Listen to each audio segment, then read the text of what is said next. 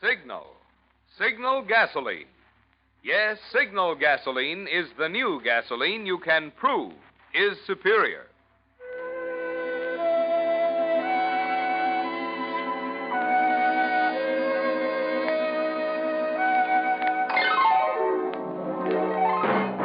The Signal Oil Company and your neighborhood Signal dealer bring you another curious story by The Whistler. Tonight, The House on Sycamore Road.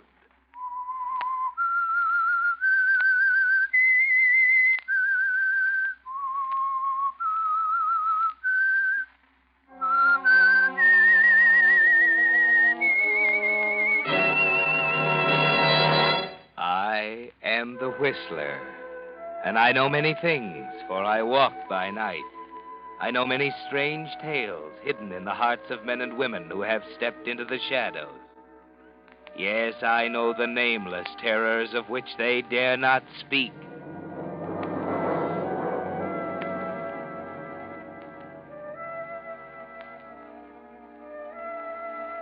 Sometimes weakness results only in failure and disillusionment.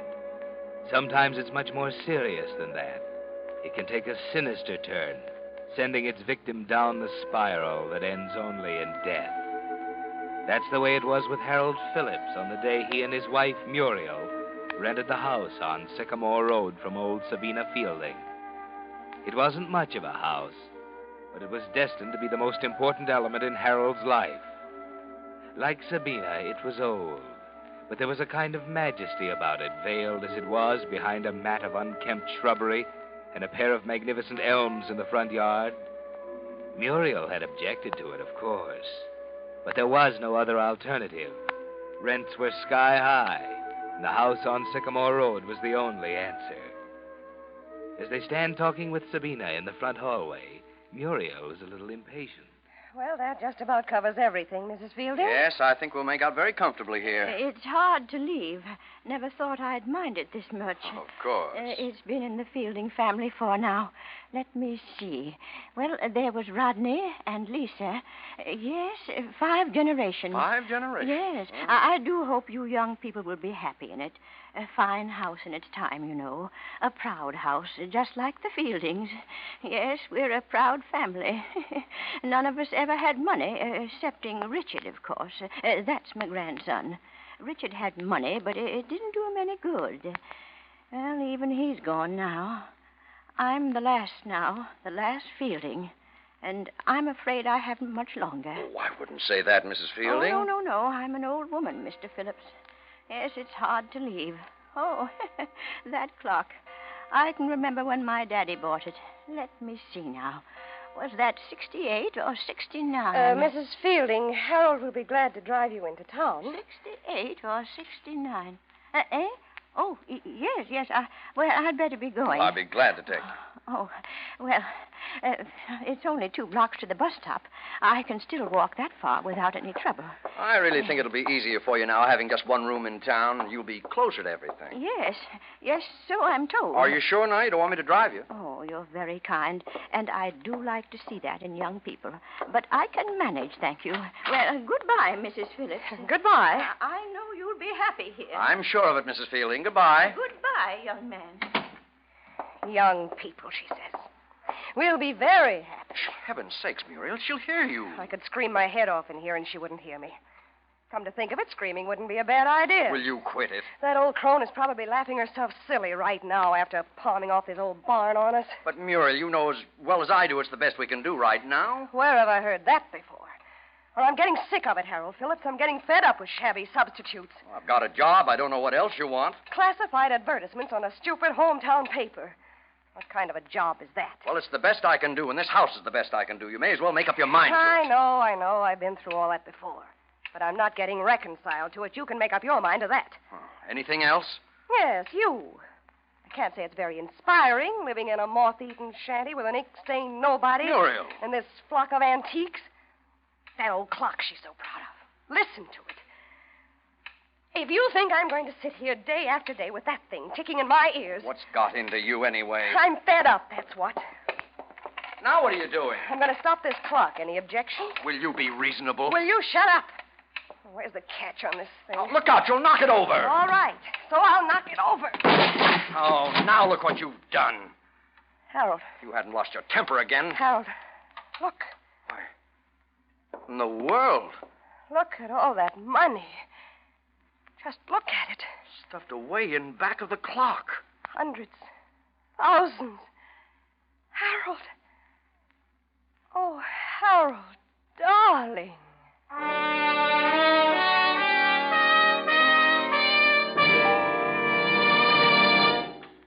As you sit listening on Monday nights to Signal Oil Company's program, The Whistler, has it ever occurred to you how many millions of persons around the world have never even heard a radio? Missing a lot of pleasure, aren't they? Oh, but wait a minute. Before you start shedding tears for those folks, just consider the pleasure you yourself may be missing if you haven't yet tried new Signal gasoline. No fooling, folks. You'll never know how much driving pleasure there's left in your car till you try Signal's new Super Fuel. For new Signal gasoline is packed with performance that's so apparent you can actually feel it, see it, hear it. Now, here's what I mean. With new Signal gasoline in your car, when you touch the starter, you feel your motor spring instantly to life. When you step on the accelerator, you see your car step ahead with pickup that makes you proud. And even when your motor's working hard uphill, you hear it purr contentedly, proof of Signal's higher anti-knock. What's more, because you'll be shifting less, and shifting wastes gasoline, you'll enjoy more high-gear miles, actually go farther than ever with new Signal gasoline. I know that's the kind of performance you'd like to enjoy from your car. And here's the easy way to get it. Just drive into one of the friendly stations displaying Signal's yellow and black circle sign and say, fill her up with new Signal gasoline. And now, back to the Whistler.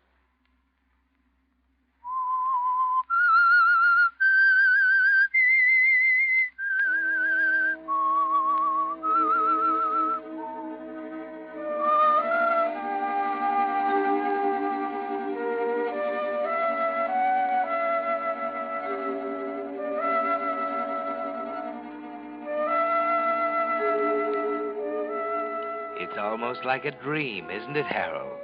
You and Muriel kneeling on the floor of Sabina Fielding's old house, literally surrounded with the money that spilled from the old clock.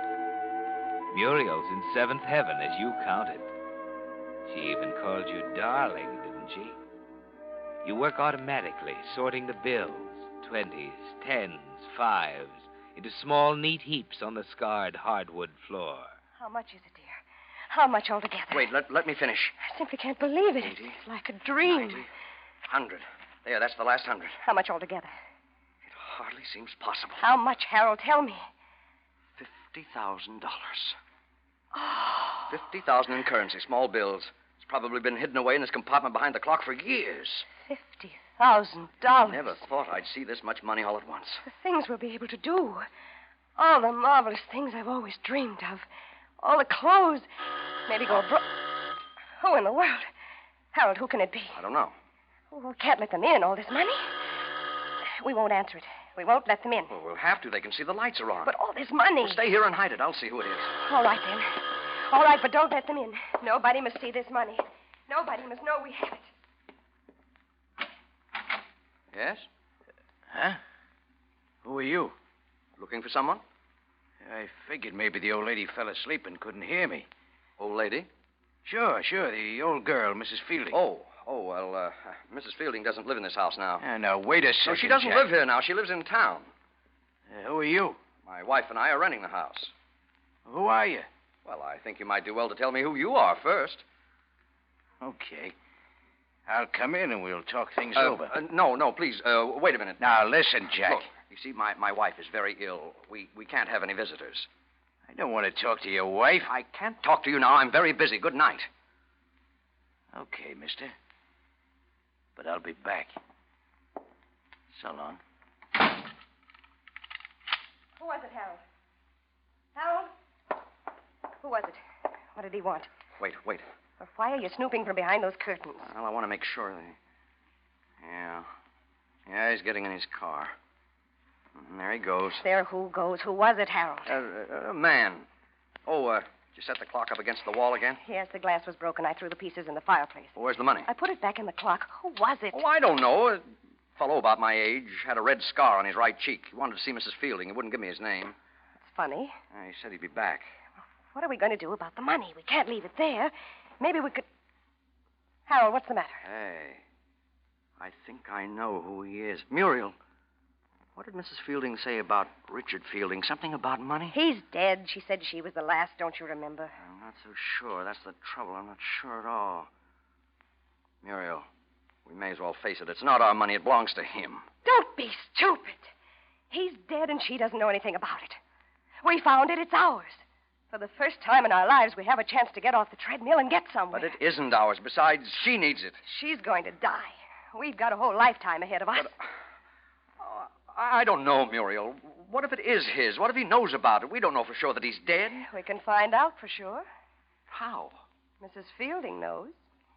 We're going to call on her the first thing in the morning.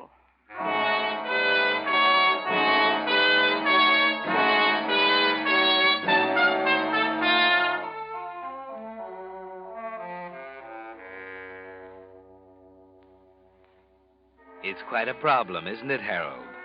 You know it's wrong to take this money, but $50,000 is enough to set you staggering. Muriel didn't make that decision, did she? You would have made it all by yourself. Yes, Harold, there's only one thing that keeps you from taking it. The thought that someone else may be in on the secret. The man with a scar on his face, for example. You can't sleep all night thinking about him. And neither you nor Muriel stop for breakfast the next morning.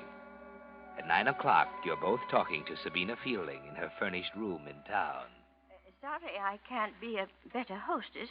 Feeling mighty poorly. Oh, I'm sorry, Mrs. Fielding. We just thought we'd drop by and see if you were settled yet. Oh, well, thank you. Thank you. You're so kind. I'm really very happy you came. I don't get many visitors, you know. No one cares much about an old woman. Of course, we don't want to tire you. Oh, fiddlesticks. You're a little like part of the family now, living in my house. You do like my house, don't you? Oh, we're in love with it, Mrs. Fielding. It's a lovely old place. Oh, I'm so glad. You see, I didn't want it to go to anyone who wouldn't understand it. Houses are like people, you know. They have to be understood. Not everybody understands my house. It certainly has atmosphere. That clock is a beautiful thing, isn't it? Oh, you like it? It's always been my favorite. I'm happy you like it. I guess you understand my clock, too. Richard always wanted it, but he didn't understand it, so I never gave it to him. Why did he want it, Mrs. Fielding? I never knew. Richard and I never got on together. Always said he had bad blood in him. Oh, he could have been such a nice boy. Handsome and strong. Until the accident, at least. Accident? Yes. He was never the same after the accident. He had it coming, though, Richard had. There was bad blood in him. I don't like to talk about my grandson. Do you ever hear from him? I don't want to talk any more about him. No, not anymore. Would you have some tea? It's a little early, I wish you'd tell us about Richard. Have you any idea... Muriel, I'm afraid Mrs. Fielding's tired. We'd better be going. But I'm sorry to be this way. Now, perhaps some other time, when I'm feeling better. Yes, of course. Yes. Come along, Muriel.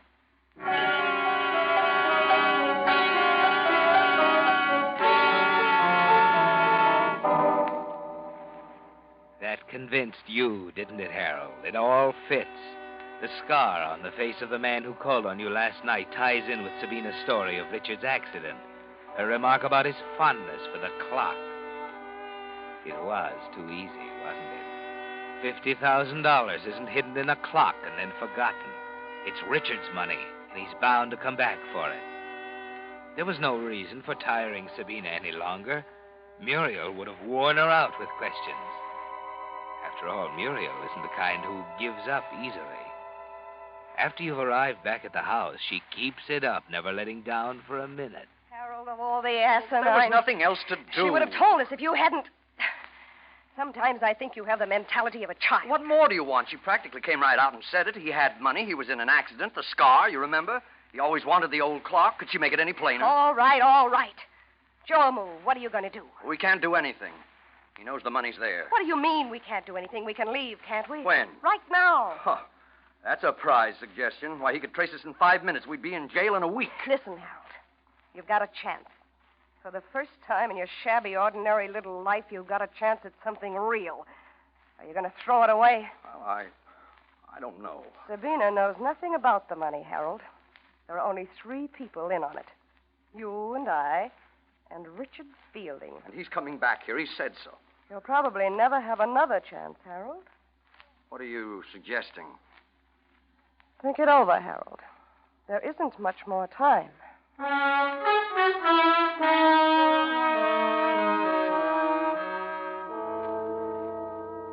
Yes, think it over, Harold. Is she right? You can see her point, can't you? You will never have another opportunity like this as long as you live.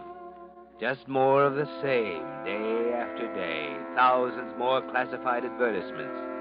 Scrimping, pinching pennies, trying to make $5 do the work of 10. And only Richard Fielding stands between you and everything you ever wished for. Only Richard Fielding. Well, what's that? Someone's at the door. It's too late. He's come back. Well, what are you waiting for? Let him in. Huh? He's getting impatient, Harold. Let him in. But he's come for the money. Why, Harold, what's the matter? You said it belonged to him. I don't know, Muriel. Nothing else we can do, is there? We can't take it. You said so. We'd be traced. Oh, no, you're right. He can't take it away. It's the only chance we'll ever have. There's no other way, Harold. Or is there? Why, what do you mean, Muriel? He might be difficult, Harold. There's the poker beside the fireplace. No, I couldn't. All right. Give the money back to him. But it's mine. He can't. Harold, get hold of yourself. Muriel. Harold, get the poker. Yes, Muriel. The poker.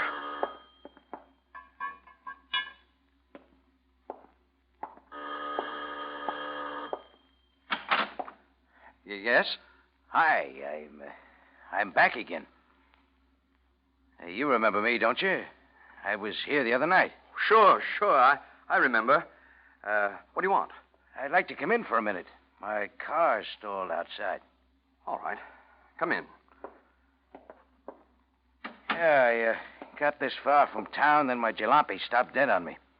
I didn't even know it was your house till I found myself on the steps again. Well, come in the living room. I've been poking up the fire. Yeah, I noticed. Who is it, darling? Oh, Hello. good evening. What's the matter? What are you looking at? Didn't you ever see a scar on a man's face before, Mrs. Phillips? How do you know my name? I've been in town today asking a few questions. He's the one, Harold. It's he. Now, wait, Jack. Now, Harold. Wait. Oh. The poker, Harold. Pick it up. I think I'm going to be sick. Pick the poker up. Put it back where it belongs. I've killed him. I've killed a man. Harold, stop it. Get control of yourself. I'm going to be sick. Stop it. I don't feel any better than you do, but it's done now. We've got to go through with it. I've killed him. Maybe you haven't. You better see. No, I can't. You've got to, Harold. Think of all that money. He's out of the way now. We don't have to worry. See if he's dead. Well? Yes. Yes, he is. Go through his pockets. Oh, I can't. You've got to. See if he had a gun, his identification. There's an automatic in his shoulder holster. You see? He would have killed us. A wallet. $15 in it. That's all. It has to be more than that. His identification. Oh, there's nothing else in it, Muriel. Handkerchief in this pocket. There's nothing in this. Nothing here. And that's all. Well, we've got to get rid of him now. Get rid of him? We can't leave him here. Take him out to his car. It's stalled. That was just an excuse to get in here. Where are those chains? Chains? The ones you had in the car, are they still there? Oh, yes, I think so. All right. Weight his body down with them, and we'll drop him in the river. We can leave his car somewhere. They'll never trace him. No identification. And then what? And then we can take our own sweet time. You can give notice at the Express in the morning, and we'll leave town in a couple of weeks. You can say you've got another job. But the money. Don't worry about it. There's no one left to talk, is there?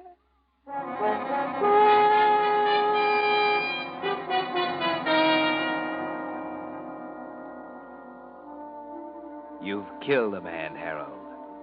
It stopped you for a while, didn't it? But after that first wave of nauseating panic, you can think more clearly. The weighted body goes into the river, the car left on a lonely road. Then during the next few days, you try to appear normal at work while you wait for the news to break. It's hard to concentrate, isn't it? Mr. Gardner, your boss, has to call you on the carpet because of absent-minded errors you make in the daily classified section. The others notice you aren't eating at lunchtime. 5 days, 6 days, a week. Nothing happens. They must have found the car. They couldn't miss it parked down the highway 10 miles. Finally, you deliberately stroll into the city hall and look up Chief of Police Norton.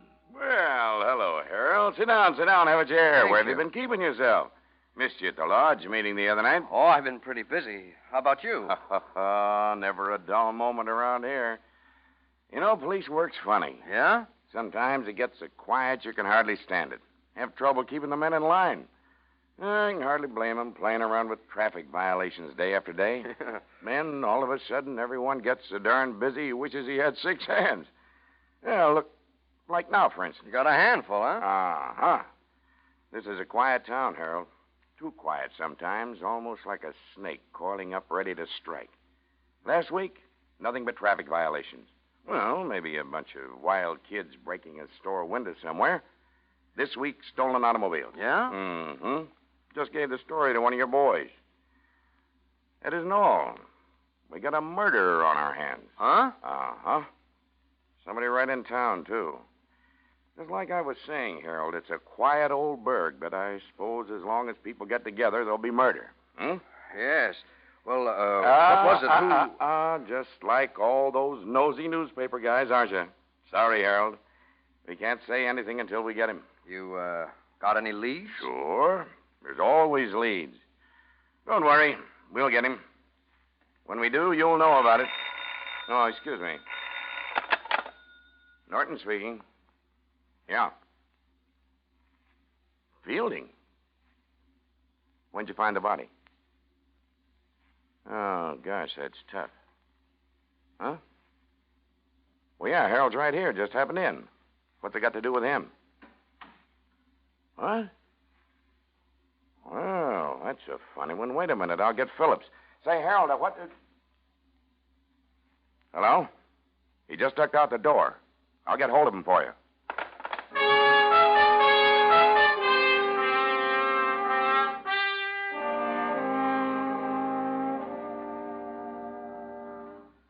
Muriel! Harold, what on earth? What's wrong? Don't ask questions. We've got to get out of here. What's happened? Norton's found out about Fielding. They found the body. What? Hurry. We've got to get away from here before he comes out here.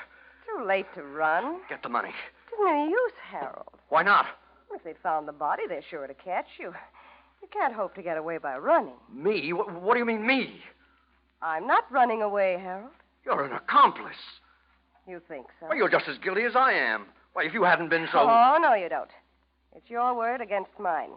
I had nothing to do with it. You had everything to do with it. I told you I was tired of being married to a failure. You failed again, Harold.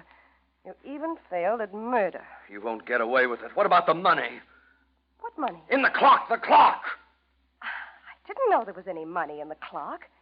And I'm sure no one will find any there, even if you tell them to look in it. You've hidden it. You've hidden that money somewhere else. Have I, darling? You're going to take it all for yourself when you're rid of me. That's why you said there was no hurry. You planned it this way, didn't you? Perhaps. Well, you won't get away with it, Muriel. You won't. I don't know how you can stop me at this point, darling. You see? That's Chief Norton at the door now. I watched him drive up outside while we were talking. Better let him in. Oh, no. Not until I've taken care of you first. No. Hal, no. Oh, I didn't get rid of Fielding's gun, you see. Hal, no. Please. Please, I didn't mean anything I said. Hal!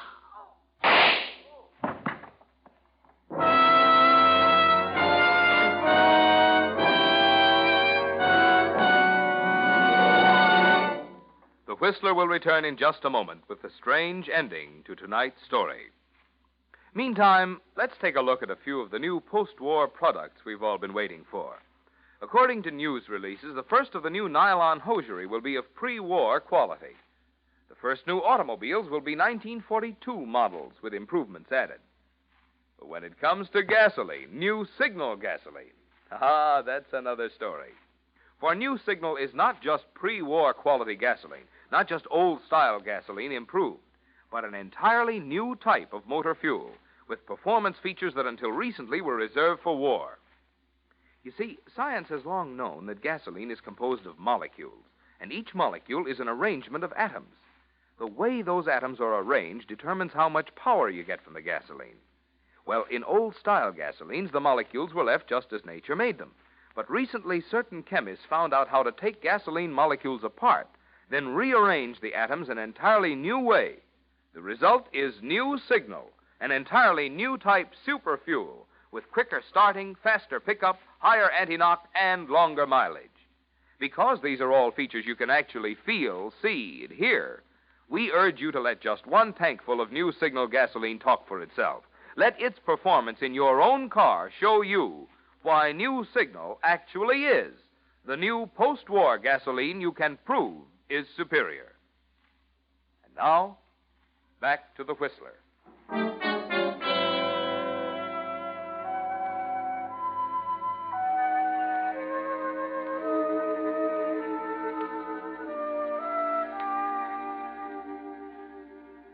It was too late to do anything else, wasn't it, Harold? Too late to do anything but get even. And you did it very efficiently. Muriel, your wife, she's dead now, lying at your feet, as Chief Norton comes into the room. Harold, what got into you? You've killed her deliberately. It doesn't matter. Good Lord, man, what are you talking about? You've committed a murder. Doesn't that mean anything to you? She was as guilty as I am. She was in on it, too, understand? She wanted the money, the $50,000. She wouldn't give me any peace. When Fielding came back for his money... Fielding? What Fielding? Richard. It was his money in the clock.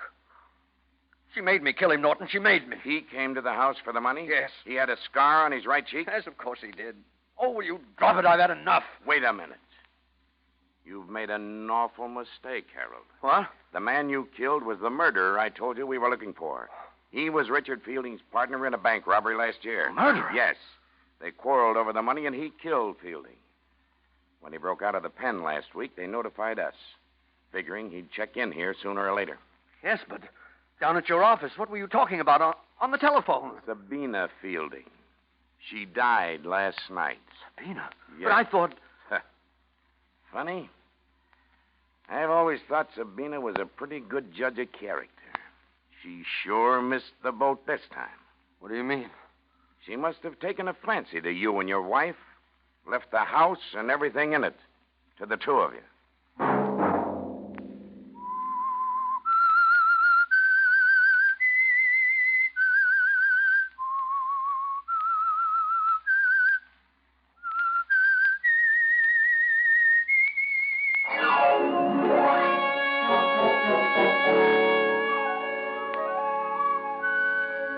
Next Monday at 9 o'clock, The Whistler will bring you another strange tale. The Whistler is broadcast for your entertainment by the marketers of Signal gasoline and motor oil and fine quality automotive accessories, and by your neighborhood Signal dealer. This program, produced by George W. Allen, with tonight's story by Leslie Edgley, music by Wilbur Hatch, is transmitted to our troops overseas by the Armed Forces Radio Service.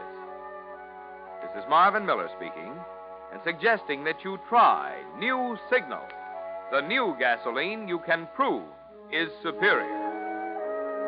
This is CBS, the Columbia Broadcasting System.